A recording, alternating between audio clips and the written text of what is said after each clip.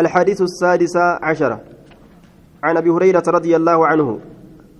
أن رجلا قربان قال للنبي صلى الله عليه وسلم نبي ربي النجد قال للنبي نبي النجد ما الجدين أو سنين آدامي أو سنين آدامي قال نجد رسولي لا تغضب هن آرين لا تغضب هن دلنين أملك أك أمل غانجين تإنجي osoma amma nagaa namaan deemtu amma namaan finqiltu osoma amma nagaa wajji kofaltee taphattu ka ija sitti diimeffatu akkasin ta'in ije amma nagaa waliin jirtaa bar amma ija sitti diimeffata hin fagaatu ama lagaangeedha akkasin ta'in je laa taqdab hin dallaniin fuq hin je'in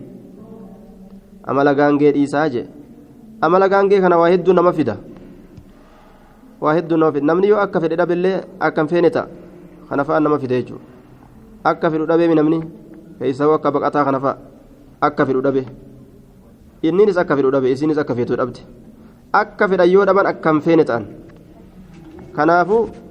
fuq je'aa deema jechuudha hedduun namaa amala isaan beektu har'a bishaan lagaati boruu azaaba jahannamiiti laa taqdab hin dallaninii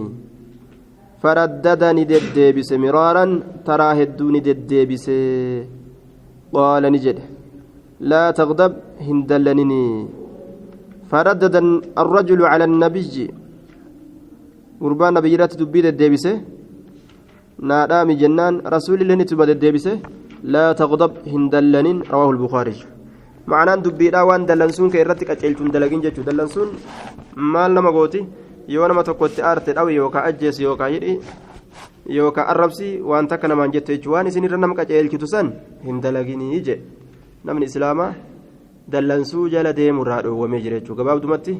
gama dallansuun ta'e deemi isin jette jala deemurraa dhoowwamtee jirta hadiisni